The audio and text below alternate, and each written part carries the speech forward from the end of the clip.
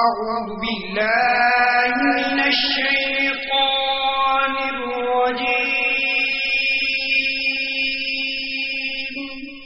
بسم الله الرحمن الرحيم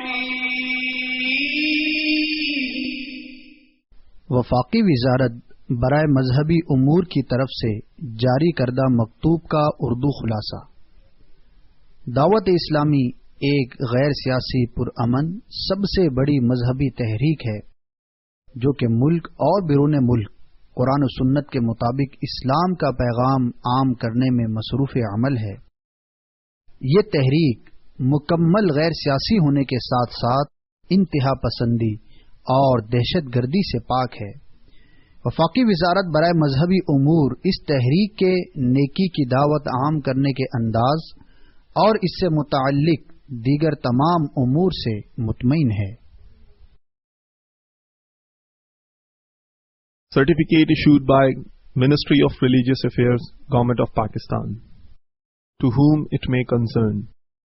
Dawat-e-Islami is the largest religious, non-political, propagational and peaceful movement of Quran and Sunnah in the country, working for propagation of the message of Holy Quran and Sunnah all over the country as well as abroad. The Jamaat is purely non-political, non-extremist and non-terrorist. Therefore, Ministry of Religious Affairs is satisfactory on their propagation for Islam as well as other activities relates to religion. صلو علی الحبیب صلی اللہ تعالی علی محمد۔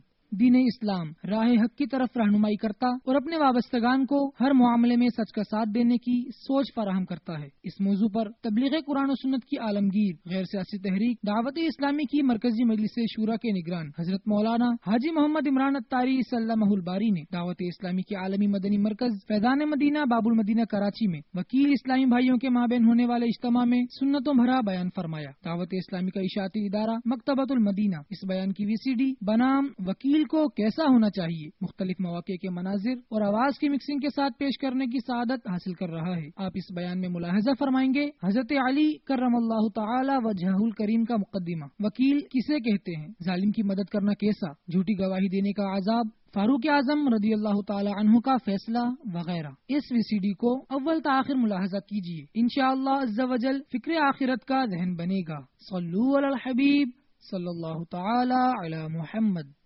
معاشرے کا ایک انتہائی اہم پڑھا لکھا جو طبقہ کہلاتا ہے وہ اس وقت میرے ساتھ بیان میں موجود ہے۔ وکیل کی یہ ذمہ داری ہے کہ اپنے موکل کے تمام معاملات کو صحیح طریقے سے پائے تکمیل تک پہنچائے۔ ظالم بھی آپ سے رابطہ کرتا ہے، مظلوم بھی آپ سے رابطہ کرتا ہے۔ آدمی کو اپنی حق بات کو پہنچانے کے لیے بھی اس وقت پیسے دینے پڑ رہے ہیں۔ سارے کے سارا نظام ایسا لگتا ہے پیسوں کے پیچھے دوڑ رہے ہیں ہم لوگ۔ اب اس وکیل کو سوچنا ہے کہ میں کیا کر رہا ہوں۔ آپ اس شعبے کے اندر آئے ہو کہ آپ کو بات کرنے کی صلاحیت موجود ہے، حق اور سچ پر قائم رہتے ہوئے ظالم کسی قسم کی فیور لے جائے، پاسبل نہیں ہے۔ اس وکیل کو زیادہ اہمیت دی جاتی ہے جو بڑا قادر الکلام اور تم تڑاک اور یہ اوپر نیچے آگے پیچھے، یہ سیکشن وہ سیکشن، یہ آرٹیکل وہ آرٹیکل، یہ بات وہ بات، یہ دلیل وہ دلیل۔ اے بھائی چاروں کھانے چیت، کیا بیوہ کا مال کھا کے کب تک جیو گے؟ یتیموں کا مال کھا کے کب تک جیو گے؟ جھوٹے گواہ آتے ہیں، جھوٹی وکالتیں آتی ہیں، ایسے چھا جاتے ہیں نہیں یہ بات غلط ہے، ایسا نہیں ہو سکتا۔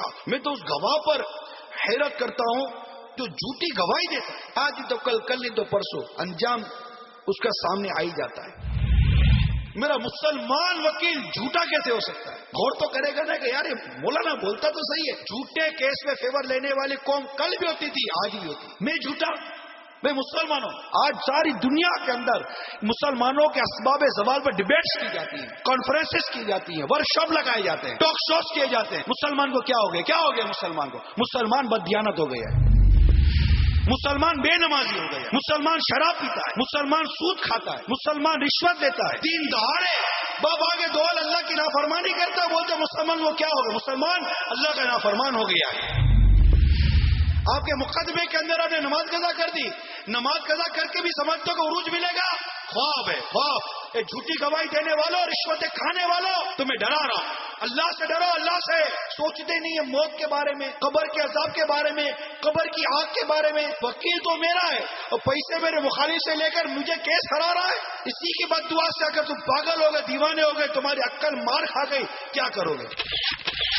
تمہیں رب پر بھروسہ ہونا چاہیے. اے بیواؤں کے، یتیموں کے مال کھانے والوں، کان کھول کر سنو میری بات کو. مر جاؤ گے قیامت کے دن. تمہاری کوئی دنیا کی سفارش جو تمہارے حرام کاموں پر تمہاری مدد کرتی رہی، قیامت کے دن وہ بھی ظالم بن کر کھڑا ہوا ہوگا اور مظلوم کا ہاتھ ہوگا، اس کا گریبان ہوگا. للہ رب العالمین والصلاة والسلام علی سید المرسلین. اما بعد فاعوذ باللہ من الشیطان الرجیم. بسم اللہ الرحمن الرحیم. الصلاة والسلام علیک یا رسول اللہ وعلی آلک واصحابک یا حبیب اللہ. الصلاة والسلام علیک یا نبی اللہ وعلی آلک واصحابک یا نور اللہ. مدینے کے سلطان رحمت عالمیان سرور ذی شان صلی اللہ تعالی علیہ وآلہ وسلم کا فرمان جنت نشان ہے. جو مجھ پر جمعہ کے دن اور رات 100 مرتبہ درود شریف پڑھے، اللہ تعالی اس کی 100 حاجتیں پوری فرمائے گا. اور اللہ عز و جل ایک فرشتہ مقرر فرما دے گا جو اس درود پاک کو میری قبر میں یوں پہنچائے گا جیسے تمہیں تحائف پیش کیے جاتے ہیں. بلا شبہ میرا علم میرے وصال کے بعد ویسا ہی ہوگا جیسا میری حیات میں ہے. صلو علی الحبیب صلی اللہ تعالی علی محمد وعلی آلہ وصحبہ وبارک وسلم. دعوت اسلامی نے ملک بھر میں وکالت کے شعبے سے وابستہ اسلامی بھائیوں کا اجتماع رکھا اور فیضان مدینہ عالمی مدی مرکز فیضان مدینہ باب المدینہ سے بیان کرنے کی مجھے سعادت حاصل ہو رہی ہے. اللہ تعالی ہم سب کی حاضری کو اپنی بارگاہ میں قبول و منظور فرمائے. اسلام کی تعلیمات کے مطابق اپنے اس پیشے سے وابستہ رہنے کی توفیق عطا فرمائے کہ جو اسلام نے جس طریقے کی ہماری تربیت فرمائی، اسلام نے جس طرح ہمارے احکام دیے، کیونکہ آپ جس شعبے سے وابستہ ہیں اس شعبے میں بہت دکھی لوگ ہوتے ہیں. یعنی آپ سے وابستہ ہر ایک دکھی نہیں ہوتا. ظالم بھی آپ سے رابطہ کرتا ہے، مظلوم بھی آپ سے رابطہ کرتا ہے. اور جو جج صاحبان ہوتے ہیں انہیں فیصلہ سنانا ہوتا ہے، وکیل یہ وکالت کر رہا ہوتا ہے، وہ کیس کو پیش کرتا ہے، اس کی نوعیت دے کر جج نے اپنا فیصلہ دینا ہوتا ہے. فیصلے میں کس قدر میں اپنے رب کی رضا کو ملحوظ رکھنے میں کامیاب ہوا، گواہ کس قدر خوف خدا کے ساتھ گواہی دینے میں کامیاب ہوئے، جس نے کیس کیا وہ کتنا حق پر تھا، جس کا میں نے کیس لیا جانتے ہوئے کہ یہ حق پر ہے یا نہیں، میں نے کیا کیا، میرا منتہا نظر رب کی رضا کے ساتھ ساتھ صرف اس کے حلال کا اصول، یا جس طریقے سے بھی مال آئے آنے دو، زیادتی ہوتی ہے ہونے دو، ظلم ہوتا ہے ہونے دو، اللہ کی نافرمانی ہوتی ہے معاذ اللہ ہونے دو، مال آنا چاہیے، کیس آنا چاہیے. کیا ہے ہمارے نزدیک؟ ہمارے دین اسلام میں مقدمات کی ایک ایسی تاریخ ہے کہ ان مقدمات کو دیکھ کر یا ان مقدمات میں مبتلا ہو کر کئی غیر مسلم مسلمان ہو جاتے تھے. سیدنا مولا مشکل کشا شیر خدا کرم اللہ تعالی وجہ الکریم ایک جنگ سے واپس تشریف لا رہے تھے. راستے میں آپ کی زرہ اونٹ سے گر گئی.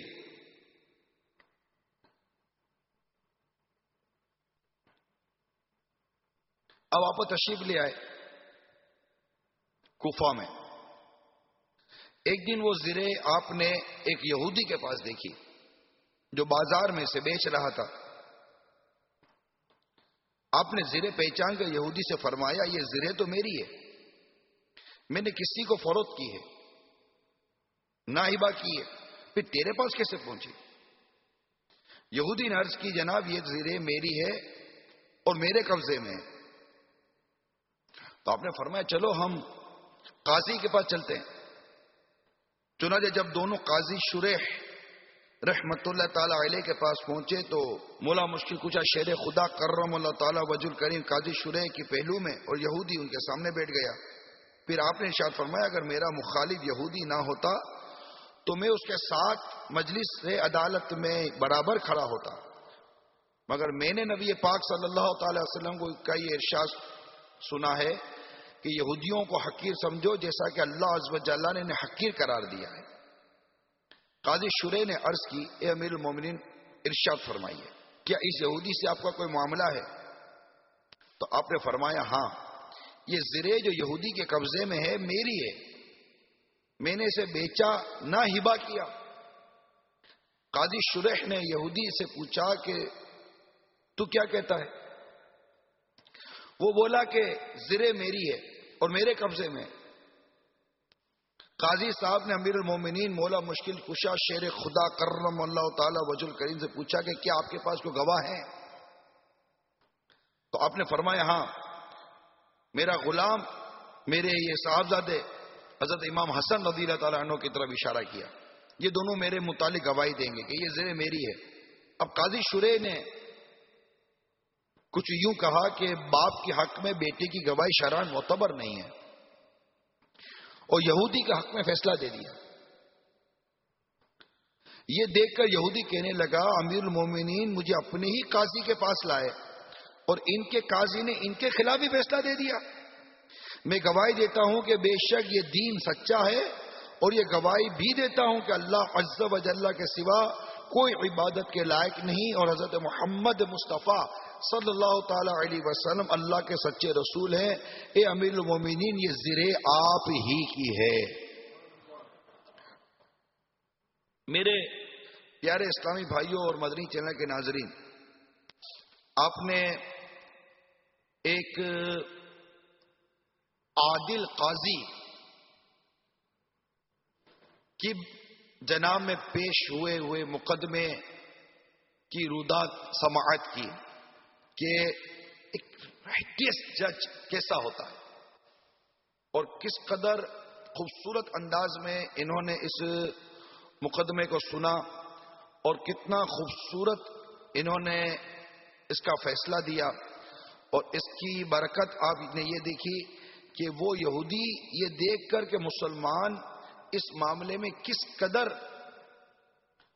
قرآن اور حدیث پر عمل کرتے ہیں اور کتنی سچائی پر عمل کرتے ہیں کہ گواہ نہیں تھا, فیصلہ اس وقت کے امیر المومنین کے اگینسٹ ہو گیا, کیونکہ فیصلے جو ہے نا وہ ظاہر پر ہیں, گواہ ثبوت پر فیصلے ہوتے ہیں.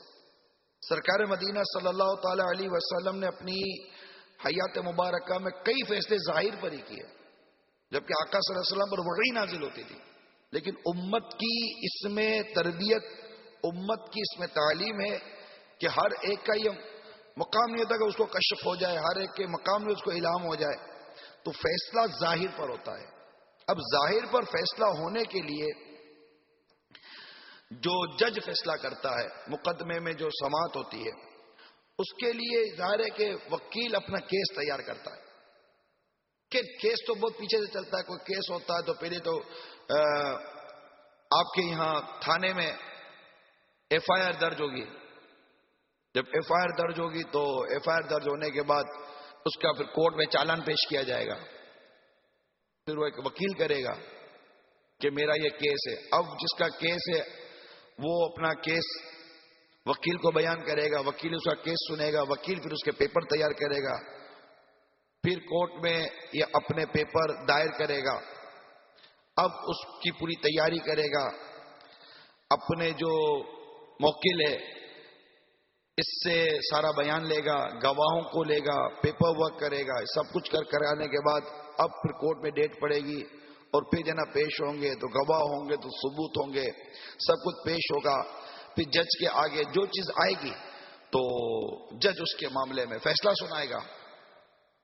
یہ سارے ہمارے یہاں ہوتا ہے. لیکن اس پورے کیس کے اندر کیس لانے والا، کیس کرنے والا، کیس بنانے والا، کیس سبمٹ کرنے والا، اس پورے پروسیجر سے گزرنے والا، پورا پروسیس کرنے والا کہاں کہاں پر اپنی حدود جو اسلام کی حدود ہیں اس کو توڑتا گیا یا اسلام کی حدود کا پاس رکھتا گیا، یہ دیکھنے کی حاجت ہے. دیکھیے، معاشرے کا ایک انتہائی اہم پڑھا لکھا جو طبقہ کہلاتا ہے وہ اس وقت میرے ساتھ بیان میں موجود ہے، اور اس وقت اس شعبے کی بھی جو ضبو حالی ہے یہ بھی آپ پر آشکار ہونی چاہیے کہ کیا اس شعبے کو بھی رشوت دمک کی طرح چاٹ رہی ہے، خیانت، بددیانتی، دھوکہ، جھوٹ، فریب، کیا یہ بھی دیمک کی طرح ہمارے شعبے میں داخل ہے؟ ہر کوئی جھوٹا نہیں، ہر کوئی رشوت لیتا نہیں، ہر کوئی بددیانتی کرتا نہیں، ہر ایک دھوکہ دیتا نہیں، لیکن جو سچا ہے وہ کرتا ہے، جو سچا ہے وہ کرتا ہے. جس پر ظلم ہوگا وہ سوچے گا، جس کے ساتھ زیادتی ہوگی وہ غور کرے گا، جو حق پر ہوتے ہوئے بھی اپنے خلاف فیصلہ سن رہا ہوگا وہ وکیل کا بھی منہ دیکھ رہا ہوگا، گواہ کا بھی منہ دیکھ رہا ہوگا، سب کا منہ دیکھ رہا ہوگا کہ یہ کیا ہو رہا ہے، کہ میں سچا ہوں، میں ستھرا ہوں، میری ہر چیز اپنی جگہ پر ہے، لیکن یہ کیا ہو گیا پیچھے، یہ کون کھیل گیا میرے ساتھ، میرے حق پر ہونے کے باوجود یہ کیسی نوٹوں کی گڈی آتی جس سے میرے حق کا منہ دبوچ کے رکھ دیا. یہ سب غور کرتا ہوگا، اور نہ جانے اس وقت کیا اس کے اندر سے بددعا نکلے، کیا اس کے اندر سے آہ نکلے جو کئیوں کے گلشن کو برباد کر کے رکھ دے. جی حدیث پاک میں آتا ہے، میرے آقا صلی اللہ تعالی علیہ وسلم حضرت معاذ بن جبل رضی اللہ تعالی عنہ کو یمن کی طرف بھیجتے وقت ارشاد فرمایا، مظلوم کی بددعا سے بچتے رہنا، مظلوم کی بددعا سے بچتے رہنا، کیونکہ اس کے اور اللہ تعالی کے درمیان کوئی حجاب نہیں ہے. بخاری کی حدیث ہے یہ. اب چاہے گواہ جھوٹی گواہی دیتا ہو، وکیل غلط مقدمہ پیش کرتا ہو، جو بھی اس شعبے سے متعلق ہے، جو غلط کر رہا ہے. اب میں سچ ہوں، میں تو جانتا ہوں نا میں سچا ہوں، آپ مجھے جھوٹا ثابت کر رہے ہو، میں یہ جانتا ہوں کہ یہ مجھے جھوٹا ثابت کر رہا ہے، میں جانتا ہوں، میں اس کو ثابت نہیں کر سکتا، میں اس کو پروف نہیں کر سکتا، میں اس معاملے میں وضاحت نہیں کر سکتا، میری بے بسی ہے، لیکن میں جانتا ہوں کیونکہ دنیا کا ایک نظام ہے، ہر ایک کو ایک سے واسطہ پڑتا. اب یہ ایک ایسا ایک نظام بن گیا ہے کہ میں وکیل نہیں بن سکتا، میں کسی کی پیروی نہیں کر سکتا، مجھے موکل ہی بننا پڑے گا، مجھے کسی کو اپنا وکیل مقرر کرنا چاہیے. اب میرا وکیل کا کام ہے کہ وہ میری بات کو درست ثابت کرے جبکہ میں درست ہوں. دوسرا وکیل بھی اگر حق پر ہے، کیونکہ دونوں طرف وکیل ہوتے ہیں، دوسرا وکیل بھی اگر حق کا ساتھ دے، پہلا وکیل بھی حق کا ساتھ دے، تو یہ کیسے پاسبل ہے کہ ظالم کو کسی جگہ پر بھی رعایت مل جائے؟ ایک وکیل وہ بھی چاہتا ہے کہ حق ہی بات ہو اور سچ بات ہو، دوسرا وکیل چاہتا ہے حق ہی بات ہو، سچ ہی بات ہو. یہ کیسے پاسبل ہے کہ ان دونوں کے سچ اور حق کو تسلیم کرتے ہوئے، حق اور سچ پر قائم رہتے ہوئے ظالم کسی قسم کی فیور لے جائے؟ پاسبل نہیں ہے. ظالم کو فیور تب ملے گی جب دونوں میں سے کسی ایک جگہ یا اس پورے سسٹم میں کسی ایک جگہ پر کہیں نہ کہیں بددیانتی اور خیانت نے اپنے پنجے گاڑے ہوئے ہوں گے، وہیں سے ظالم اپنی فیور پاتا ہے. فیور ظالم ہی پاتا ہے. اگر پیسے بھی کھلا رہا ہے تو ظالم آگے بڑھ رہا ہے. عموماً کی بات کر رہا ہوں، ورنہ سسٹم میں اتنی باتوں کا خرابیاں آ جاتی ہیں. دنیا بھر کا نظام ہے، دنیا بھر کا نظام ہے کہ آدمی کو اپنی حق بات کو پہنچانے کے لیے بھی اس وقت پیسے دینے پڑ رہے ہیں. اتنا منہ پر رشوت لگی ہوئی ہے، اتنی منہ پر حرام کمائی لگی ہوئی ہے. کہ آپ کو بھائی گیٹ ہے، گیٹ بنا اس لیے کہ آپ کو اس میں سے گزرنا ہے، پھر بھی ادھر ایک آدمی کھڑا ہوا ہے کہ گزرنے تب دوں گا جب مجھے پیسہ ملے گا. ارے باپ گزرنے دے. نہیں گزرنے دوں گا، پیسے دو گے تبھی گزرنے دوں گا. تو وہ ایک عجیب و غریب ماحول بن چکا ہے. البتہ جو اپنی بات پہنچانا چاہتا ہے، بعد اوقات نہیں وقت ہوتا تو کسی کو اپنا وکیل بناتا ہے. تو کسی صورت میں بھی اس کو ضرورت پڑتی ہے، وکیل کی ضرورت پڑتی ہے اپنی آگے وکالت کے لیے کسی کو آگے بڑھانے کی. اب اس وکیل کو سوچنا ہے کہ میں کیا کر رہا ہوں. یہ چاہے تو اپنے اسی مقدمے سے، اپنی اسی معاملے سے اپنے لیے جنت کا سامان کرے، اور چاہے تو اپنے اسی مقدمے سے، اسی معاملے سے جہنم کی آگ اکٹھی کرے. یہ وکیل کو سوچنا ہے. وکیل کے لغوی معنی لغت میں یہ ہے کہ اپنا کام کسی دوسرے کے سپرد کر دیا جائے اور کسی معاملے میں کسی شخص کو اپنا نائب و قائم مقام بنا دیا جائے.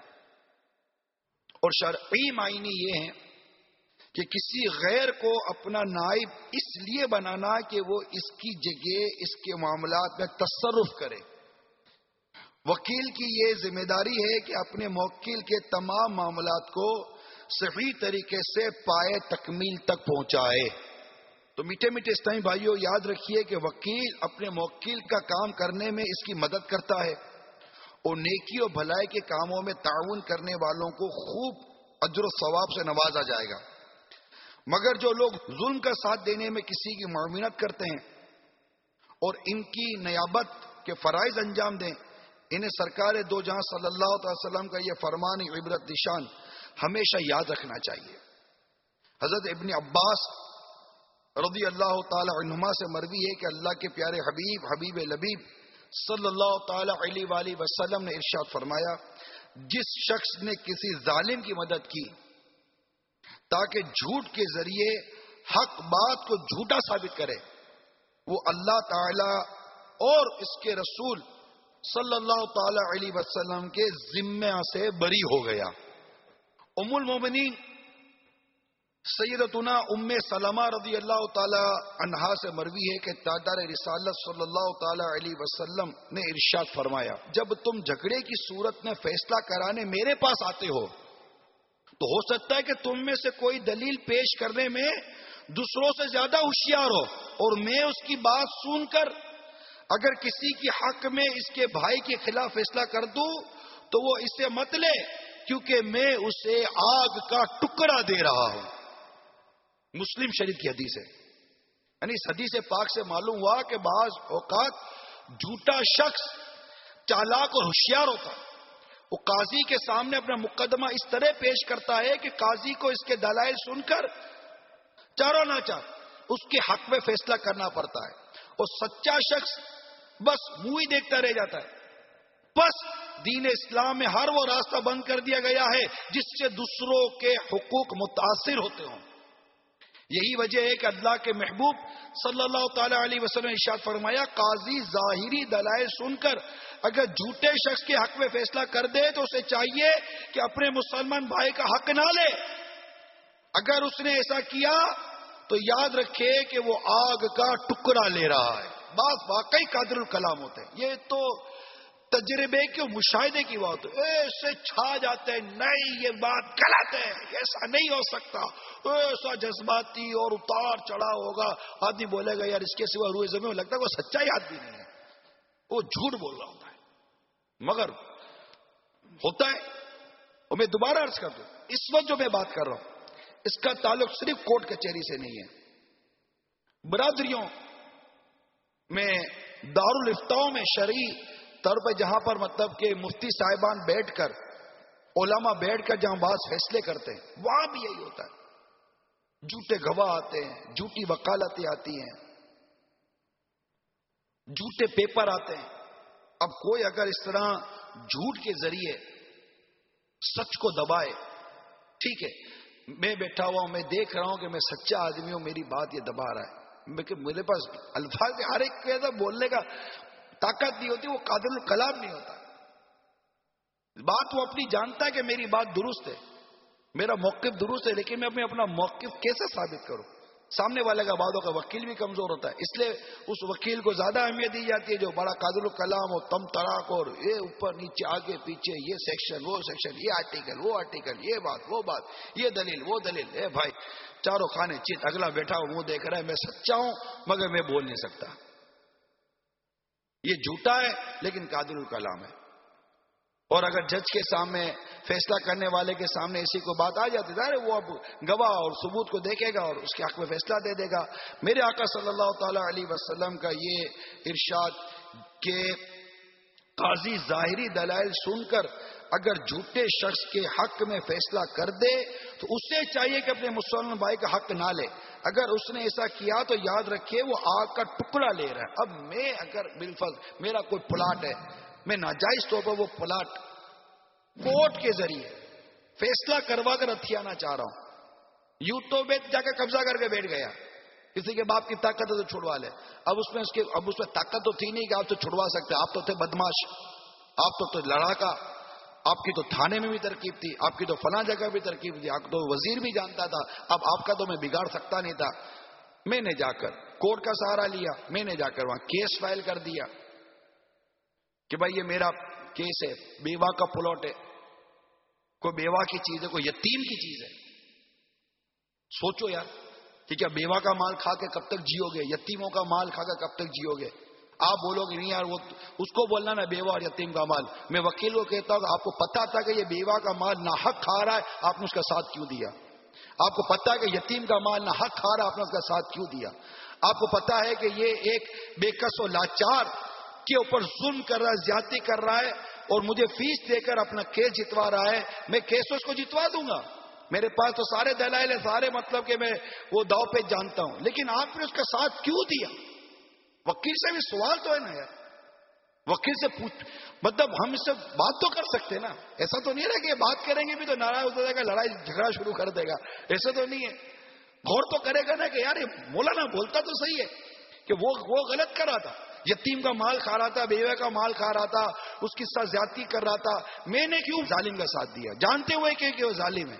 اللہ کے حضور حاضر نہیں ہونا، وہاں کون سے آپ کی مطلب کہ زبان کام آئے گی، وہاں کون سی پیسے، کون سی دولت، کون سے ظالم کا ساتھ کام آئے گا؟ ظالم تو خود وہاں اپنا ہاتھ چبا رہا ہوگا، ظالم تو خود وہاں مر رہا ہوگا، ظالم کو خود وہاں کوئی پرسان حال نہیں ہوگا، آج ہی تو کل، کل نہیں تو پرسوں انجام اس کا سامنے آ ہی جاتا ہے۔ تو اگر اللہ تعالی نے کسی کو قادر الکلام بنایا ہے، وہ اس کے پاس زبان ہے اور اس کا استعمال کر سکتا ہے، اس کے پاس عقل ہے، وہ دلائل دے سکتا ہے، تو حق کا ساتھ دینا۔ اللہ تعالیٰ ہمیں عمل کی توفیق عطا فرمائے۔ اسی طرح حضرت ابن عمر رضی اللہ تعالی عنہما سے مروی ہے کہ حسن اخلاق کے پیکر محبوب رب اکبر صلی اللہ تعالی علیہ وسلم نے ارشاد فرمایا، جس نے کسی مقدمے میں ظالم کی مدد کی بغیر علم کے، کسی مقدمے میں مدد کی، وہ ہمیشہ اللہ کی ناراضی میں رہے گا یہاں تک کہ اس کے مقدمے کی پیروی چھوڑ دے۔ حضرت سیدنا ابو ہریرہ رضی اللہ تعالی عنہ سے مروی ہے کہ سرکار مدینہ صلی اللہ تعالی علیہ وسلم نے فرمایا، جس نے یہ جانے بغیر مقدمے میں کسی کی مدد کی کہ یہ حق پر ہے یا باطل، جس نے یہ جانے بغیر مقدمے میں کسی کی مدد کی یہ حق پر ہے یا باطل پر، تو وہ ہمیشہ اللہ کی ناراضی میں رہے گا یہاں تک کہ اس مقدمے کی پیروی چھوڑ دے، یعنی ساتھ حق ہی کا دینا، یہ ذہن بنا لو۔ اچھا آپ بولو گے اپنے کو، ہم کو کیا پتا، ہمارے پاس ایک شخص آیا روتا ہوا کہ میرا تو پلاٹ دب کیا ہے، میرے ساتھ تو یہ ہو گیا، وکیل صاحب میری مدد کرو۔ آپ کو بھی رحم آیا، آپ وہ نیک آدمی ہو، آپ کو رحم آیا، ہاں ٹھیک ہے میں ہوں، جی بتائیے، اس سے اپنے پیپر دیے۔ دیکھیے مجھے قائل کرنے کی آپ کو بھی حاجت نہیں ہے، آپ اپنے آپ سے ہی مطلب یوں سمجھیے کہ آج آپ ہی وکیل ہو، آپ ہی کا ضمیر آپ کی عدالت ہے، مقدمہ بھی آپ، فیصلہ بھی آپ ہی کے اندر سے سنا لو، آج تو کر لو یار، آج اپنی عدالت، انشاءاللہ ضمیر عدل کرے گا، مجھے امید ہے۔ کہ کیس لایا، ٹھیک ہے، آپ شروع میں آپ کو نہیں پتا تھا، لیکن آپ اس کو حق ہی سمجھ رہے تھے، لیکن جب اس نے آپ کو آپ کی مطلب کی فیس دی اور آپ کو لگا کہ یار بکرا موٹا ہے، بوٹیاں ملیں گی ٹھیک ٹھاک اپنے کو نا، ہر ڈیٹ پر ایک نئی بوٹی ملے گی، تھوڑا پھنسے گا تو ایک مرغی ملے گی، پارٹی ہے، پھنسا ہوا ٹھیک ٹھاک، آہستہ آہستہ بار بار آہستہ آہستہ کھلتی ہے. اب پیپر جب سامنے آتا بولو گے یار تو تمہارا لنگڑا ہے. اب اس کے آنسو بھی خشک ہو جائیں گے اور چہرے سے چالاکی اور چہرے سے مکاری نکلنی ظاہر ہو جائے گی. اب آپ کے سامنے اس کا نیا چہرہ آ رہا ہے اور آپ جانتے ہو کہ نیا چہرہ آ رہا ہے. اب وہ بولے گا وکیل صاحب اب کیس جیتنا ہے، چیز ہے یار بڑی کام کی چیز ہے، اگر ہار گیا نا تو یوں ہو جائے گا، اتنا % آپ کا کیس جیتنا ہے. اچھا اب تو آپ کو پتا چل گیا نا کہ یہ باطل ہے، اب کو آپ کو پتا چل گیا کہ یہ جھوٹا آدمی ہے، مکار آدمی ہے، ظالم ہے، یہ مظلوم کا مال کھانے کے لیے میرے پاس آیا ہے. آپ کیا کرو گے؟ واپس کر دو گے یا بولو گے یار یہ پیپر جو ہے نا آپ کا یہ کرنٹ ڈیٹ کا ہے، اس کو بیک ڈیٹ میں اس کا لیٹر نکلواؤ، سائن کروا لو، اور فلاں جو ٹائپسٹ ہوگا، فلاں جو اسٹیمپ لگانے والا اس کو اتنے روپے دے دینا. آپ بولو تو میں کروا دیتا، کوئی مسئلہ نہیں ہے. اور اس نے کہا جانا کورٹ کے اندر سب کروانے کے لیے، اس نے آپ کو بھی 2 روپے زیادہ دیے، ادھر کے لیے بھی 2 روپے آپ نے زیادہ لیے، اپنے آفس میں بیٹھ کے ٹائپ کرایا، اپنے آفس میں بیٹھ کے اسٹیمپ لگایا، بولو یہ میں کروا کر آ گیا ہوں. یہ سارے دھندے کرنے والے کرتے ہیں نہیں کرتے. پھر آہستہ آہستہ آہستہ آہستہ دبا کر چلا کر کرا کر مظلوم کی چیز گئی، ظالم کی جیب میں آئی، اور ذریعہ اے میرے وکیل اسلام بھائی آپ بن گئے. آپ کو مل کر بھی کتنا مل گیا؟ اچھا جتنا بھی ملا نہ حق ناجائز جو ملا، میں اس کا کہہ رہا ہوں، جو جائز ہے جو حق ہے اس کی بھی بیش ہی نہیں ہے نا.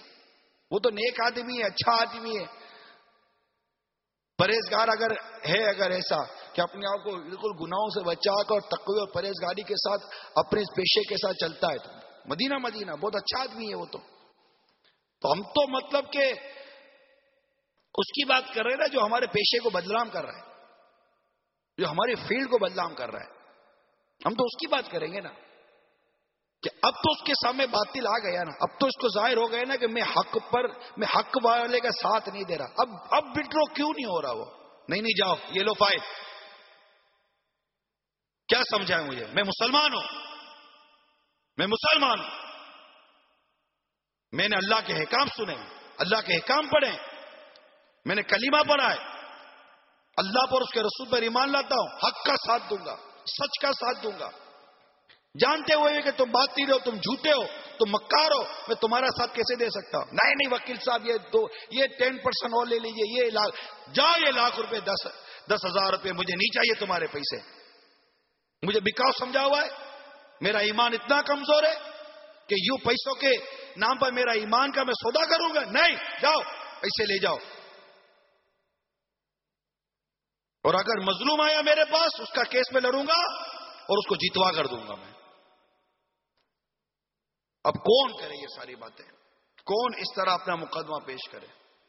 کون اس طرح مظلوم کا ساتھ دے؟ مظلوم تو ایڑیا رگڑ کر مر گئے، ان کی تو پیسے دے کر گنجے ہو گئی ہے، جوتیاں گھس گئی، نہ ڈیٹ لگتی ہے، نہ کیس آتا ہے، نہ پراپر پیروی ہوتی ہے. پھر زیادتی یہ ہو گئی ہے کہ گواہ بھی اب پیسے سے ملتے ہیں، جھوٹی گواہی، یعنی گواہ بکتا ہے. سنا یہ بھی ایک پیشہ ہو گیا، پروفیشن ہو گیا ہے جھوٹی گواہی، اور قرآن کی قسمیں کھا کر بھی جھوٹ بولتے ہیں. کیا پیسے چاہیے؟ ارے یہ پیسے لے کر کرو گے کیا؟ مجھے تو یاد تک یہ سمجھ میں نہیں آئی ہے. ڈاکٹر کے پاس چلے جائیں گے یہ پیسے، ڈاکو لوٹ جائے گا یہ پیسے، چوری ہو جائیں گے یہ پیسے، اور کیا ہوگا؟ یا تمہارے ان حرام کے روپیوں کی وجہ سے ایسا نہ تمہارا کھانا پینا بند ہو جائے کہ جو کھاؤ وہ سائیڈ افیکٹ کر رہا ہے، جو کھاؤ وہ ریئیکشن کر رہا ہے. انجیکشن لگاؤ تو اس میں شفا نہیں، دوا کھاؤ تو اس میں شفا نہیں. آپ نے کیا مظلوم سے پیسے لوٹے ہوں گے؟ ڈاکٹر جو آپ کو پھر کاٹے گا نا، آپ کو تو یوں بھی ہو گئے، آپ کو تو یوں بھی ہو گئے. جس طرح آپ اس کو ایک ایک کیس نکال کے دے رہے تھے نا پیسے لینے کے لیے، اب ڈاکٹر صاحب آپ کو ایک ایک ٹیسٹ رپورٹ نکال کے دیں گے کہ حضور یہ کروا، اچھا یہ کرانی پڑے گی. یہی چیز آپ نے اس کے ساتھ کی تھی کہ نہیں اب تو یہ بھی کروانا پڑے گا. آپ نے مجھے شروع میں کوئی نہیں بتایا کہ آپ کے پیپر میں یہ بھی کمزوری ہے. آپ کو پہلے سے پتا تھا لیکن آپ نے اس کو رکھا تھا. آپ تو تھے ٹھیک ٹھاک پروفیشن آدمی. کس کو میں نکالوں گا 1 مہینے کے بعد جب بالکل اس کی وہ چھٹی ہو رہی ہوگی, کیونکہ ابھی تو یہ مجھے 1000 روپے دے گا, اس وقت یہ مجھے 10,000 روپے دے گا. اونٹ پہاڑ کے نیچے تو آتا ہی ہے. اب آپ آیا ڈاکٹر کے پاس. ڈاکٹر کو بھی پتا ہے یہ ڈاکٹر پروفیشن بھی بالکل اب ستھرا نہیں رہا. یہ بھی پیسہ کی, اب تو پیسہ ہی کمانا ہے سب کو, خدمت تو نام کی رہ گئی. تب ڈاکٹر بھی آپ آئے ہو تو ڈاکٹر کو پتا ہے کہ اب وکیل صاحب آئے تو ٹھیک ہے, کچھ تو میں بھی ہاتھ دھو ہی لوں ان کے ساتھ. اب وہ بھی آپ کو نارمل دوا دے گا, آپ بولو گے ڈاکٹر صاحب صحیح نہیں ہو رہا, اچھا یہ ٹیسٹ رپورٹ کرا لے, یہ ٹیسٹ کرانا پڑے گا. ہاں یہ تو بہت مہنگا ہے, کیا کرے, جان بھی تو بچانی ہے نا. اب آپ کو وہ یاد نہیں آتا کہ آپ نے اپنے آفس سے چیمبر میں بیٹھ کر کس کے ساتھ کیا کیا تھا. اب آپ کو کوئی وکیل تو پہنچنے سے رہا, کیونکہ آپ بولو گے یوں نہیں, آپ کا ڈاکٹر پہنچے گا جیسے کو تیسا, شیر کو سوا شیر, کہ ڈاکٹر کے پاس آپ کا آرٹیکل نہیں چلے گا, ڈاکٹر کے پاس اس کی کتاب چلے گی میڈیکل کی. آپ اس آرٹیکل سمجھاؤ گے تو وہ آپ کو کینسر کی بیماری سمجھائے گا.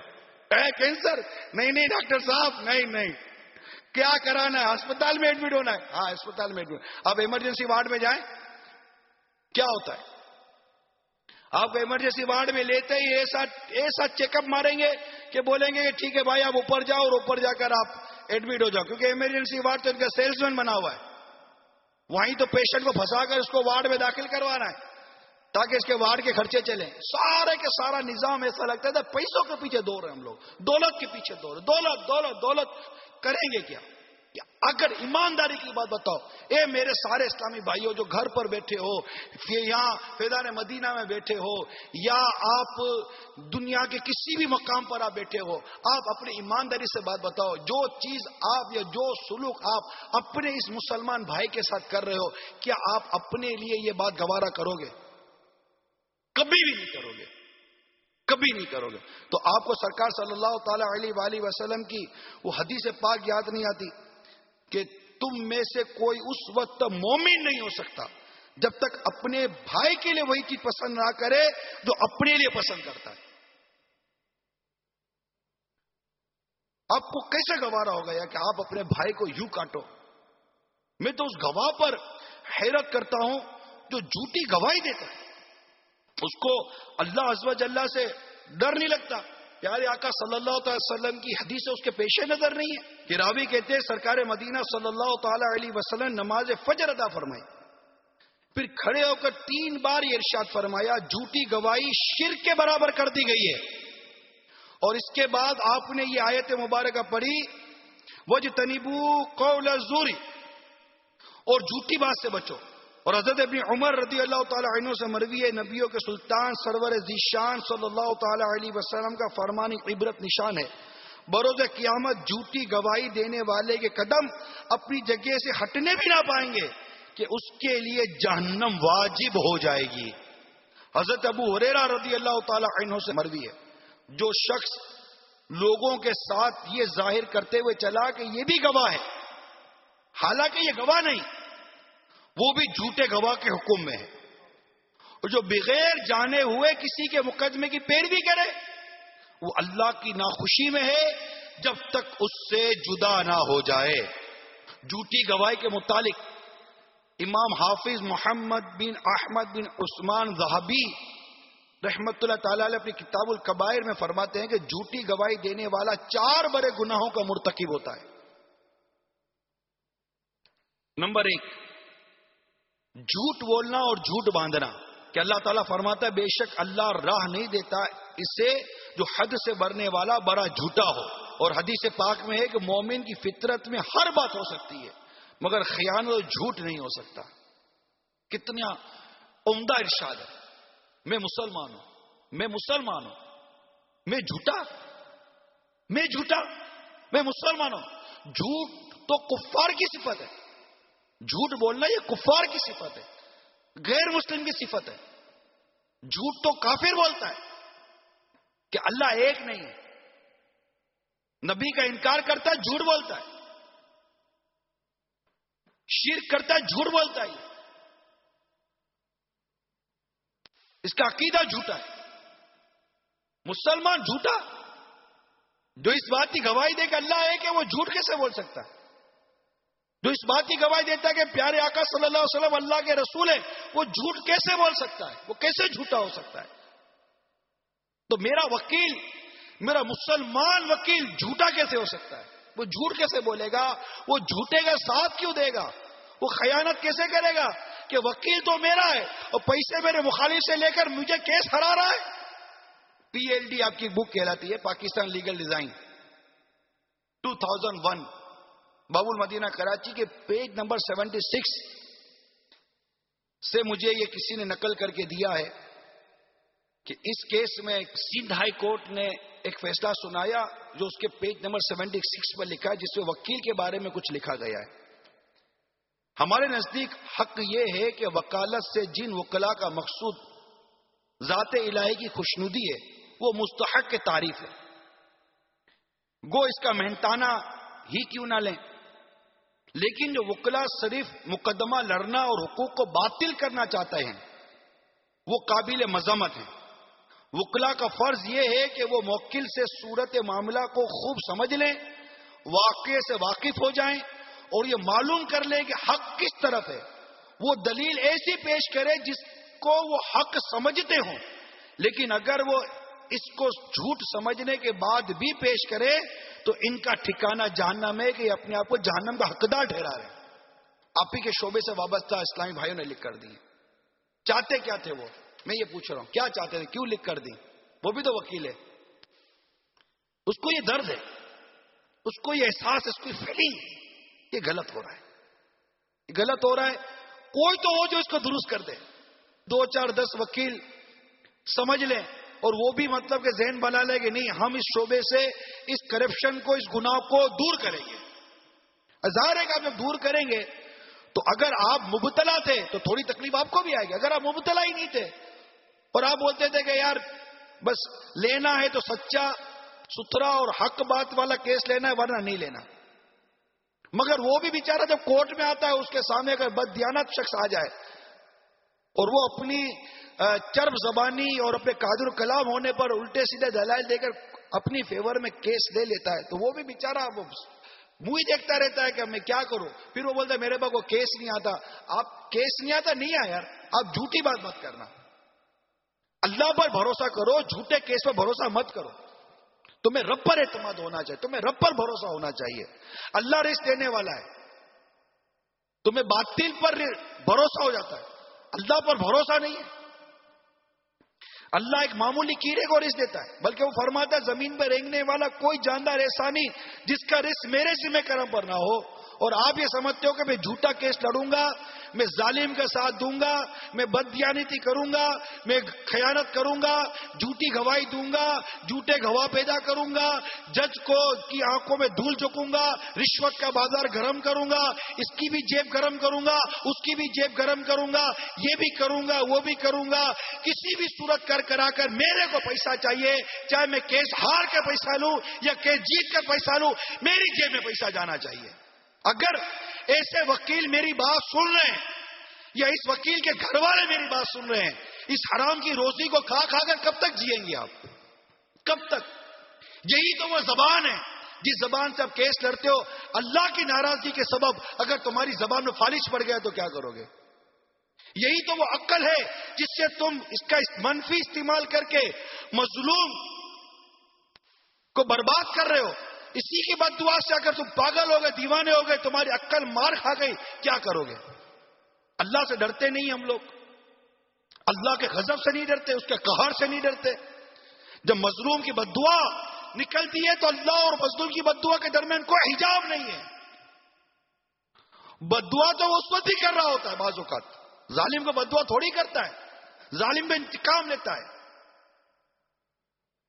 اور اسی ظالم کا ساتھ دے کر اگر آپ نے مقدمہ لڑا اور بالکل مقدمہ ہار گئے، یہی ظالم آپ کو ظلم کا شکار کر کر آپ کو آگے پیچھے کروا دے گا کہ یہ آدمی صحیح نہیں ہے.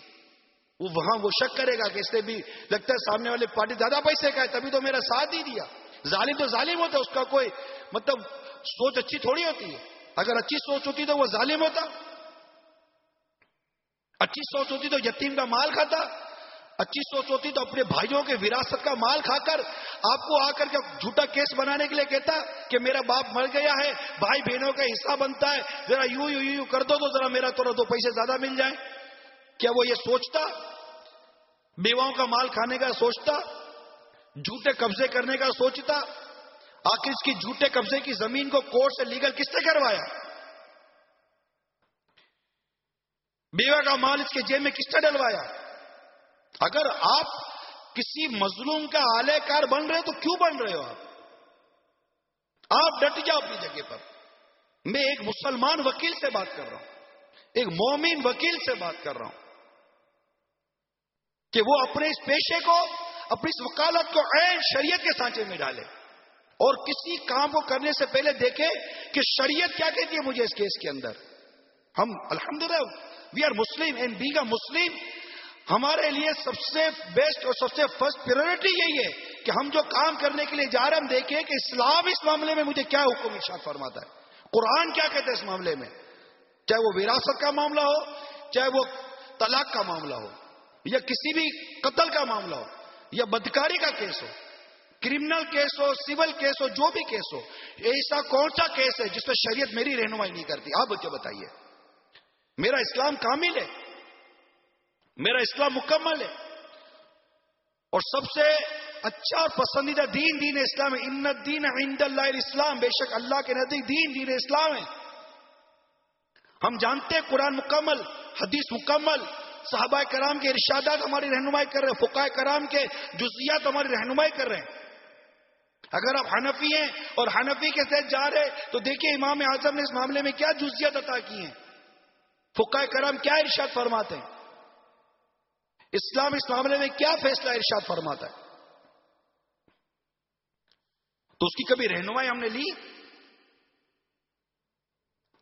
اگر ہم اسلام کی رہنمائی لیں اور یہ سوچ بن جائے کہ میں اسلام کی تعلیمات کے مطابق کام کروں گا، آپ دیکھیے کس طرح آپ خود دیکھیے گا اللہ تعالیٰ آپ کے مال میں، آپ کی عزت میں کیسی برکت عطا فرماتا ہے. ایک دفعہ اسلام کے دامن میں صحیح معنوں میں آ تو جاؤ، صحیح معنوں میں اسلام کے دامن میں آ جاؤ. میں ہوں، میرا اسلام ہے. اسلام پروٹیکٹ کرے گا آپ کو، اسلام تحفظ دے گا. آج ساری دنیا کے اندر مسلمانوں کے اسباب زوال پر ڈبیٹس کی جاتی ہیں، کانفرنسز کی جاتی ہیں، ورکشاپ لگائے جاتے ہیں، ٹاک شوز کیے جاتے ہیں. مسلمان کو کیا ہو گیا؟ کیا ہو گیا مسلمان کو؟ مسلمان بددیانت ہو گیا، مسلمان خائن ہو گیا، مسلمان بے نمازی ہو گیا، مسلمان شراب پیتا ہے، مسلمان سود کھاتا ہے، مسلمان رشوت دیتا ہے، مسلمان رشوت دیتا ہے، ناحق رشوت دیتا ہے، مسلمان بدکاری کرتا ہے، مسلمان مظلوم کی بد دعائیں لیتا ہے. اور ہم دنیا میں ڈیبیٹ کرتے ہیں مسلمان کو کیا ہو گیا ہے. مسلمان دین دہاڑے بابا کے دول اللہ کی نافرمانی کرتا ہے، بولتے مسلمان کو کیا ہو گیا، مسلمان اللہ کا نافرمان ہو گیا ہے. اب بھی یہ کہے کہ مجھ پر کچھ وبال نہ آئے، کچھ مصیبت نہ آئے، زوال نہ آئے، کیسے ہو سکتا ہے؟ تم اسلام کو چھوڑ کر مغربی طرز کے پیچھے چل گئے. اسلام کی طرف آؤ جو تمہیں عروج عطا کرے. ڈیبیٹس جو بھی کر رہے ہیں آپ، کانفرنس جو بھی کر رہے ہیں، آپ کی کانفرنس کے اندر آپ نے نماز قضا کر دی، آپ کی ڈیبیٹ کے اندر آپ نے نماز قضا کر دی، آپ کے مقدمے کے اندر آپ نے نماز قضا کر دی. نماز قضا کر کے بھی سمجھتے کو عروج ملے گا؟ خواب ہے، خواب. پاسبل نہیں ہے کہ جو سر، جو پیشانی، جو جبین رب کے آگے جھکنا چھوڑ دے، وہ کتنی شرمندہ اور کتنی رسوا ہوگی اس کا اندازہ ہے آپ کو؟ جب مسلمان اپنی جبین کو، اپنے سر کو اپنے رب کے حضور جھکاتا تھا، سجدے کرتا تھا، اللہ تبارک و تعالیٰ اس کے سر کو بلندی عطا فرماتا ہے، اس کے وجود کو بلندی عطا فرماتا ہے. تم نے اپنا وجود، اپنا پورا سراپا اپنے رب کے آگے جھکانا چھوڑ دیا، تم نے سچ بولنا چھوڑ دیا، تم نے اللہ کی نافرمانی پر کمر باندھ لی. تم رمضان کے روزے بلا اجازت شرعی دین دہاڑے قضا کرتے ہو، لوگوں کے درمیان کھاتے پیتے ہو، کہتے ہو کہ مسلمان کو کیا ہو گیا. تم داڑیاں منڈاؤ، مسلمان کو کیا ہو گیا. تم سنتوں کو پامال کرو، مسلمان کو کیا ہو گیا. قرآن کے احکام کو بالائے طاق ڈال دو، مسلمان کو کیا ہو گیا. مسلمان کو اگر عروج چاہیے، دیکھیے جو ڈیبیٹس، جو ٹاک شوز، جو ورکشاپس، جو بھی آپ کے سیمینارز ہوتے ہیں, جو مسلمان کر رہے ہیں, اگر وہ سن رہے ہیں میری بات میں جہاں پر آپ غلطی پائیں میری اصلاح کریں, میری اصلاح کریں. اگر میں کہتا ہوں کہ قرآن و حدیث, قرآن و سنت, شریعت کو ایسے پکڑ لو جیسے میرے صحابہ نے پکڑا تھا, تمہیں عروج ملے گا. اگر آپ اختلاف کرتے تو بات کریں. صحابہ کرام کو جو عروج ملا کیا بھول گئے؟ ان کے دور میں جو مقدمات آئے, میں نے قاضی شورے رحمت اللہ تعالی علیہ کا واقعہ سب سے پہلے آپ کو پیش کیا کہ ان کے عدالت کے اندر مولا مشکل کشا شیر خدا کرم اللہ تعالی وجہ الکریم کا مقدمہ آیا. کیسا فیصلہ کیا؟ امام حکیم ترمذی رحمت اللہ تعالی علیہ نے حضرت مکحول رحمت اللہ تعالی علیہ سے ایک قول نقل کیا ہے کہ دو شخصوں کے درمیان ایک شے میں جھگڑا ہو گیا. ان میں سے ایک منافق, دوسرا مومن تھا. منافق کا دعویٰ تھا کہ یہ شے اس کی ہے. چنانچہ دونوں بارگاہ رسالت میں حاضر ہوئے اور سارا معاملہ عرض کیا. جب سرکار ابد قرار صلی اللہ تعالی علیہ وآلہ وسلم نے حق بات کا فیصلہ فرماتے ہوئے مومن کے حق میں منافق کے خلاف فیصلہ فرمایا. جو اس دور میں منافق تھے, یوں تو کلمہ پڑھتے تھے لیکن تھے منافق, جن کی نشاندہی قرآن پاک میں سورہ بقرہ کی ابتدائی آیتوں میں موجود ہے.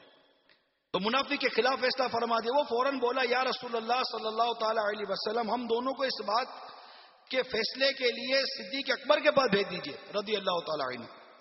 سرکار صلی اللہ تعالی وسلم نے ارشاد فرمایا ٹھیک ہے, تم دونوں ابو بکر کے پاس چلے جاؤ رضی اللہ تعالی عنہ. جب انہوں نے سیدنا صدیق اکبر رضی اللہ تعالی عنہ کی خدمت میں حاضر ہو کر ساری بات بتائی اور سرور کائنات صلی اللہ تعالی وسلم کے فیصلے سے بھی آگاہ کیا, تو آپ نے ارشاد فرمایا میں ان لوگوں کے درمیان فیصلہ کرنے کا اہل نہیں جو اللہ عز و جل اس کے رسول صلی اللہ تعالی وسلم کے فیصلے سے منہ پھیرتے ہیں. بارگاہ صدیقی سے مایوس ہو کر جب وہ منافق اپنے مومن ساتھی کے ساتھ واپس بارگاہ رسالت میں حاضر ہوا, پھر عرض کی کہ انہیں سیدنا عمر فاروق رضی اللہ تعالی عنہ کے بعد بھیج دیا جائے. میرے آقا صلی اللہ تعالی وسلم نے اجازت فرما دی, ٹھیک ہے وہاں چلے جاؤ. اس مومن نے عرض کی آقا کیا ایسے شخص کے ساتھ مجھے فاروق اعظم کے پاس بھیج رہے جو اللہ عز و جل اس کے رسول کے فیصلے سے انحراف کر رہا ہے؟ تو سرکار صلی اللہ تعالی علیہ وسلم نے ارشاد فرمایا بس تم اس کے ساتھ جاؤ. جب وہ دونوں امیر المومنین فاروق اعظم رضی اللہ تعالی عنہ کی خدمت میں حاضر ہوئے, سارا معاملہ بیان کیا, تو آپ نے ارشاد فرمایا جانے میں جلدی کا مظاہرہ نہ کرنا جب تک کہ میں تمہارے پاس نہ آ جاؤں. اس کے بعد فاروق اعظم رضی اللہ تعالیٰ عنہ گھر جا کر اپنی تلوار اٹھا لائے اور واپس آ کر فرمایا اب دوبارہ اپنا معاملہ بیان کرو.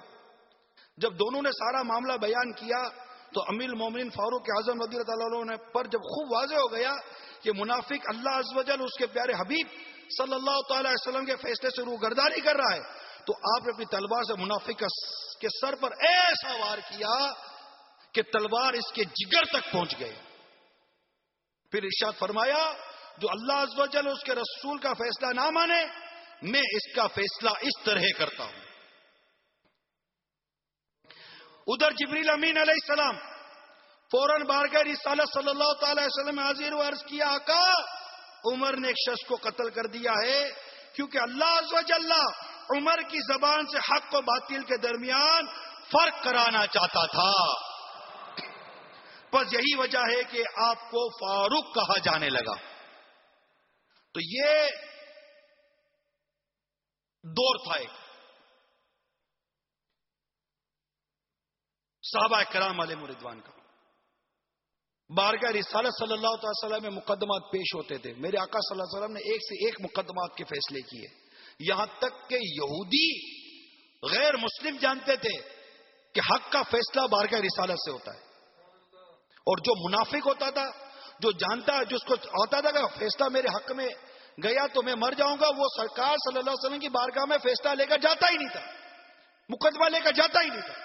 تو اس کو پتا تھا, بلکہ یہاں تک کہ کیسز میں نے پڑھے ہیں آقا کی بارگاہ مقدمے آئے کہ غیر مسلم نے کہا کہ آپ ہماری کتاب سے فیصلہ کریں, توریت سے فیصلہ کریں. آقا نے فرمایا توریت لے کر آ جاؤ, توریت سے فیصلہ کروں گا. اور توریت سے فیصلہ بھی وہی ہوتا تھا جو میرے آقا فرمایا کرتے تھے.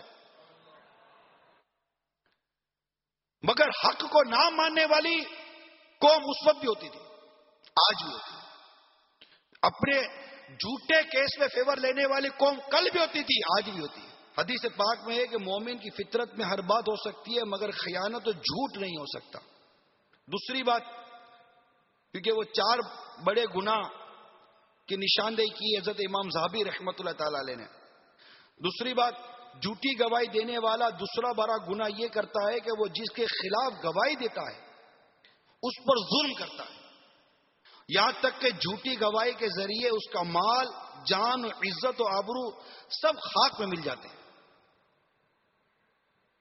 تیسرا گناہ یہ ہے کہ جس کے حق میں گواہی دیتا ہے اس پر بھی ظلم کرتا ہے کہ اس گواہی کے ذریعے اس تک حرام مال پہنچتا ہے، وہ اس گواہی کے ذریعے اسے لیتا ہے اور اس کے لیے جہنم واجب ہو جاتی ہے.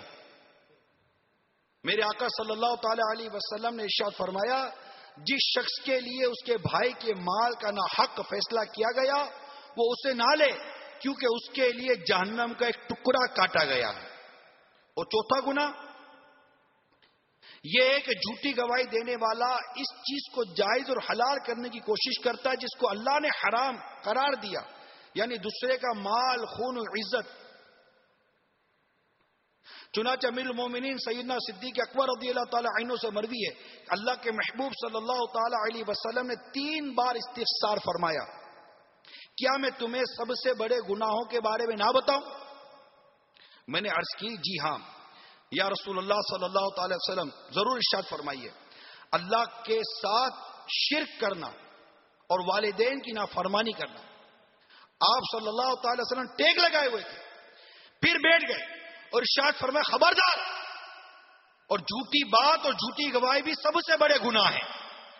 آپ بار بار یہ فرماتے رہے، یہاں تک ہم کہنے لگے کاش کہ میرے آقا سکوت فرمائے. بخاری شریف کی حدیث ہے. حضرت ابن عباس رضی اللہ تعالی عنہما سے مروی ہے، جو کسی مسلمان کا مال ہڑپ کرنے یا اس کا خون بہانے کے لیے گواہی دے تو اس پر جہنم کی آگ واجب ہو جاتی ہے.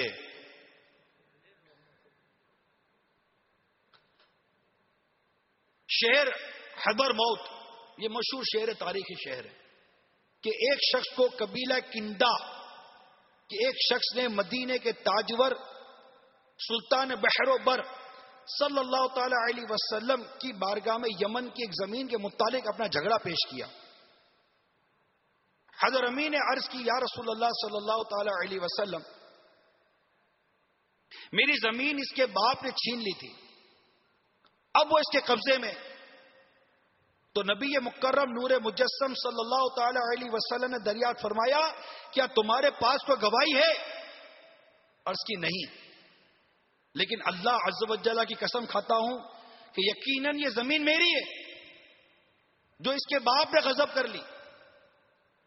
بس کندی بھی قسم کھانے کے لیے تیار ہو گیا. تو میرے آقا صلی اللہ تعالی وسلم نے ارشاد فرمایا، جھوٹی قسم کھا کر کسی کا مال دبائے گا وہ بارگاہ الہی عز و جل میں اس حالت میں پیش ہوگا کہ اس کا ہاتھ پاؤں نہیں ہوں گے. یہ سن کر کندی نے کہہ دیا کہ یہ زمین اسی کی ہے. یہ ابو داؤد شریف کی حدیث تھی.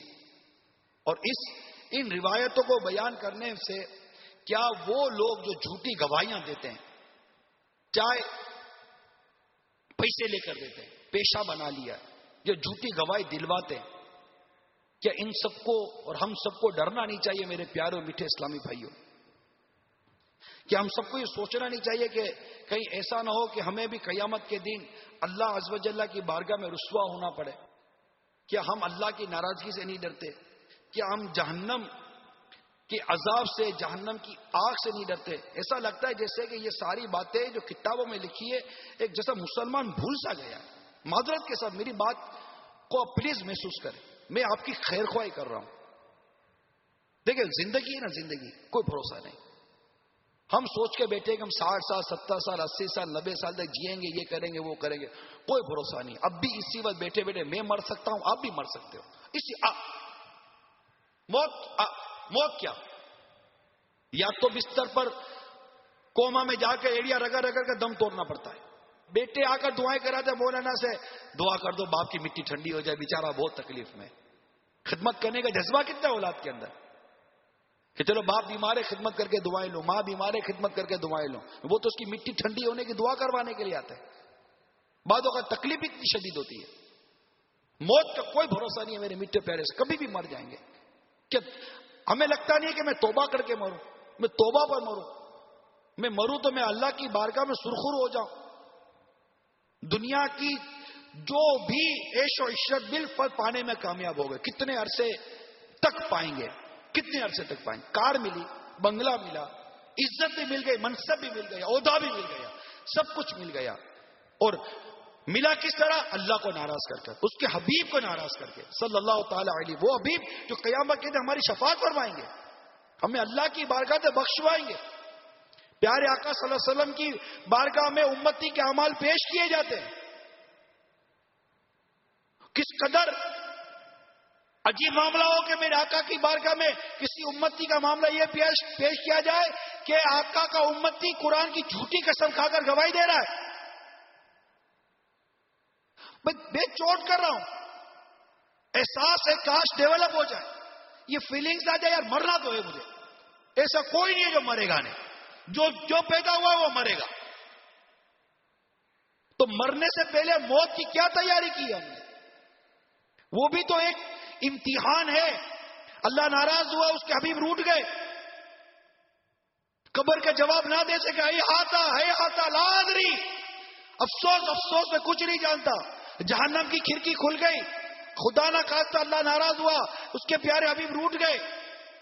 اور عذاب قبر نے آ لیا، قبر نے دبایا کہ قبر اس طرح دبائے گی مجرم کو دونوں پسلیاں ٹوٹ کر ایک دوسرے میں پیوست ہو جائیں گی. کیا کبھی سوچتے نہیں ہیں موت کے بارے میں، قبر کے عذاب کے بارے میں، قبر کی آگ کے بارے میں؟ ہلکا سا بھی ہمیں مطلب کہ اس کا احساس نہیں ہوتا. ایک نیک بزرگ کے ساتھ ایک واقعہ پیش آیا، ہوا یوں کہ وہ کسی جگہ بیٹھے ہوئے تھے، ان کے قریب ایک چراغ جل رہا تھا. اچانک ان کے دل میں گناہ کا خیال آیا، تو وہ اپنے نفس سے کہنے لگے میں اپنی انگلی اس چراغ کی بتی پر رکھتا ہوں، اگر تو نے اس پر صبر کر لیا تو میں اس گناہ کو کرنے میں تیری بات مان لوں گا. پھر جب انہوں نے اس جلتے ہوئے چراغ، جلتی ہوئی آگ، جلتی ہوئی موم بتی پر اپنی انگلی رکھی تو بے قرار ہو کر چیختے ہوئے کہنے لگے اے دشمن خدا، جب تو دنیا کی اس آگ پر صبر نہیں کر سکا جس سے 70 مرتبہ بجھایا گیا ہے، تو جہنم کی آگ پر کیسے صبر کرے گا؟ بس غور تو کریں، ہماری آنکھوں کو دیکھیے، ہلکی سی چنگاری دور کی بات ہے، ہلکی سی کو تنکا چلا جائے تو تکلیف ہوتی ہے. اگر اس آنکھ میں جہنم کی آگ بھر دی گئی، کان صاف کرتے ہوئے تنکا تھوڑا سا اندر چلا جائے چیخ نکل جاتی ہے. اگر اس کان کے اندر گناہوں کی وجہ سے جہنم کے کیڑ ٹھوکے گئے، اس کو مذاق نہ لیں، اس کو نارمل نہ لیں، یہ سب حدیثوں سے ثابت ہے، حدیثوں سے ثابت ہے ساری باتیں. عذاب قبر حق ہے. مجرم کہاں جائے گا؟ وہاں اتنی سی تو قبر ہے، سب چلے گئے چھوڑ چھاڑ کر، سب چلے گئے چھوڑ چھاڑ کر. اتنی سی قبر ہے، گرمی والی قبر ہے، اندھیری قبر ہے، اس کے اجالے کے لیے کیا نیک اعمال لے کر گئے؟ نماز پلے نہیں، الٹا سود، الٹا رشوت، الٹا جھوٹ، الٹا خیانت، الٹی بددیانتی. کیا ہمیں پتہ نہیں کہ دنیا دارالعمل ہے، آخرت دارالجزا ہے؟ دنیا آخرت کی کھیتی ہے. یہ ساری روایتیں، ساری باتیں سارے بیان کرتے ہیں کہ دنیا آخرت کی کھیتی ہے. کھیتی کا کیا اصول ہے؟ کیا یہ ہو سکتا ہے کہ آپ کیلے کا بیج بو اور آم کا پیڑ نکلے گا؟ جیسا بیج بوئیں گے ویسا کاٹیں گے، جیسا حدیث پاک میں جیسا کرو گے ویسا بھرو گے. جیسا دنیا میں تم نے سلوک کیا تمہارے ساتھ ایسا سلوک کیا جائے گا. تم نے لوگوں کے ساتھ بھلائی کی، تم نے لوگوں کے ساتھ خیر خواہی کی، تم نے لوگوں کے ساتھ ہمدردی کی، ان کے دکھ درد میں شریعت کے مطابق ان کا ساتھ کیا، تمہارے ساتھ بھلائی کی جائے گی. اور اگر تم نے کسی بے بس، بے کس اور پاکیزہ پر تہمت لگائی، بہتان لگایا، کسی پر بدکاری کے تہمت لگا کر اس کو آگے پیچھے کروا دیا، منہ بھر بھر کے غیبتیں کرتے رہے، منہ بھر بھر کے چگلیاں کرتے رہے، فلمیں ڈرامے دیکھ کر بد نگاہیاں کرتے رہے، گانے باجے سن کر اپنے کانوں کو حرام سے بھرتے رہے اور توبہ کیے بغیر مر گئے، جانتے کیا حال ہوگا میرے پیارے اور میٹھے اسلامی بھائیوں؟ واقعی ہم عجیب و غریب قسم کے رش میں پھنس گئے. ہمارے پاس فرصت ہی نہیں ہے کہ ہم اس باتوں پر غور کریں، جبکہ مسلمان ہیں، ہمارا کام ہے کہ ہم واعظ و نصیحت کی باتیں سنیں، قرآن و حدیث کی باتیں سننے کے لیے کچھ وقت دیں. آج تیار کر کر کر منا کر دعوت دے دے کر ہم کو اجتماع میں لایا جاتا ہے، ہم کو قرآن و حدیث کی بات سنائی جاتی ہے اور ہم توجہ سے یا بے توجہ کسی بھی طرح چلو آ کر سنتے. لیکن پریکٹس کیا ہونی چاہیے؟ صحیح سے پریکٹس کیا ہونی چاہیے کہ میرے پاس پورے دن میں قرآن پڑھنے کا وقت نہیں. میں اپنی آفس میں بیٹھے اپنی آرٹیکلز کی بک پڑھتا ہوں کہ مجھے مقدمہ جیتنا ہے، لیکن میں قرآن نہیں پڑھتا کہ مجھے قبر کے امتحان میں پاس ہونا ہے. قرآن پڑھنے کے لیے مسلمان کے پاس وقت نہیں ہے، نماز پڑھنے کے لیے وقت نہیں ہے، اخبار پڑھنے کے وقت ہے، نیوز دیکھنے اور نیوز سننے کا وقت ہے. بھلے اس میں معاذ اللہ گناہ ہوتا ہے، اس کو اس کی کوئی پرواہ نہیں. جہنم کی آگ سے بچنے کی کیا صورت نکالتے ہیں؟ میں آپ کا مسلمان، میں آپ کا اسلامی بھائی ہوں، آپ کی خیر خواہی کر رہا ہوں. الدین و نصیحہ، دین خیر خواہی کا نام ہے. آپ کو کسی کا ہمدردی ہوتی ہے تو آپ اس کو بچانے کی کوشش کرتے ہیں نا. تو دعوت اسلامی کو امت محمد صلی اللہ علیہ وسلم کے ساتھ ہمدردی خیر خواہی کرتی ہے. دعوت اسلامی یہ بچانے کی کوشش کر رہی ہے، ہمیں جہنم کی اس آگ کا پتہ بتا رہی ہے کہ حدیث پاک میں آتا ہے کہ تم جو آگ جلاتے ہو یہ جہنم کی آگ کے 70 اجزاء میں سے ایک جز ہے. صحابہ کرام علیہ رضوان نے عرض کی آقا اللہ عز و جل کی قسم اگر جہنم ہماری یہی دنیاوی آگ بھی ہوتی تب بھی کافی تھی. میرے آقا صلی اللہ تعالی علیہ وسلم نے ارشاد فرمایا جہنم کی آگ کو دنیاوی آگ سے 69 گنا زیادہ تیز کیا گیا ہے اور ان میں سے ہر جز کی گرمی دنیاوی آگ کی طرح ہے. یہ ترمذی شریف کی روایت ہے. ایک اور ترمذی کی روایت سنیے کہ سرکار صلی اللہ تعالی علیہ وسلم نے فرمایا قیامت کے دن جب جہنم کو لایا جائے گا تو اس کی 70,000 لگامیں ہوں گی، ہر لگام کو 70,000 فرشتے پکڑ کر کھینچ رہے ہوں گے. ایک اور روایت سنیے کہ میرے آقا صلی اللہ تعالی وسلم نے ارشاد فرمایا جبریل کیا بات ہے، میں نے میکائیل کو کبھی ہنستے ہوئے نہیں دیکھا. تو انہوں نے عرض کی جب سے جہنم کو پیدا کیا گیا ہے میکائیل علیہ السلام کبھی نہیں ہنسے، اور جب سے جہنم پیدا ہوئی میری آنکھ اس خوف سے خشک نہیں ہوئی کہ کہیں میں اللہ کی نافرمانی نہ کر بیٹھوں اور وہ مجھے جہنم میں ڈال دے.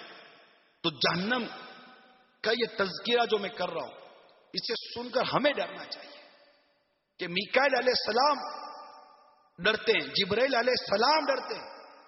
حدیث پاک میں ہے جو یہ کہے یقیناً میں جنت پہ جاؤں گا وہ جہنم میں جائے گا. تو میرے میٹھے اور پیارے اسلامی بھائیوں، مدنی چینل کے ناظرین، میرے وکلا اسلامی بھائیوں، مجھے آپ کو ہم سب کو اللہ کی خفیہ تدبیر سے ڈرنا چاہیے. ہم نہیں جانتے کہ ہمارا خاتمہ ایمان پر ہوگا کہ نہیں ہوگا، اور جو دنیا میں جیتے جی اپنے ایمان کی بربادی کا خوف نہیں رکھتا، ڈر ہے کہ موت کے وقت اس کا ایمان برباد کر دیا جائے. جو نہ نمازوں کا خیال رکھے، نہ اللہ کی اطاعت و فرما برداری کا خیال رکھے، عذاب الہی پیش نظر ہو، قبر کا عذاب پیش نظر ہو، جو جلتی سگریٹ پاؤں کے نیچے آ جائے تو تڑپ اٹھے، وہ جہنم کا عذاب کیسے برداشت کرے گا. انتہائی جو روایتوں میں آیا ہے کہ جو سب سے کم گناہگار کو جہنم کا جو سب سے کم عذاب دیا جائے گا اس کو اس طرح بیان کیا گیا ہے کہ اس کے پاؤں میں جہنم کی آگ کی جوتیاں پہنا دی جائیں گی جس سے اس کا سر پتیلی کی طرح کھولتا ہوگا اور وہ تصور کرے گا کہ کہیں کہ سب سے زیادہ عذاب مجھے کو دیا جا رہا ہے. اے میرے ناتوان اسلامی بھائیوں، ہم بہت کمزور ہیں. ہلکی سی پیپر پین اگر ہاتھ میں چپتی ہے تو چیخ نکل جاتی ہے، کوئی ہاں کر کے ڈراتا ہے تو ڈر جاتے ہیں. قبر کے فرشتوں کا جواب کیسے دیں گے؟ وہ گروز اٹھا اٹھا کے ماریں گے بے نمازیوں کو تو کیسے عذاب برداشت ہوگا؟ یہ حرام کی دولت تو ہمیں الٹا قبر میں عذاب دلائے گی. مظلوم کی بد دعائیں قبر میں آ آ کر عذاب کا سبب نہ بن جائے.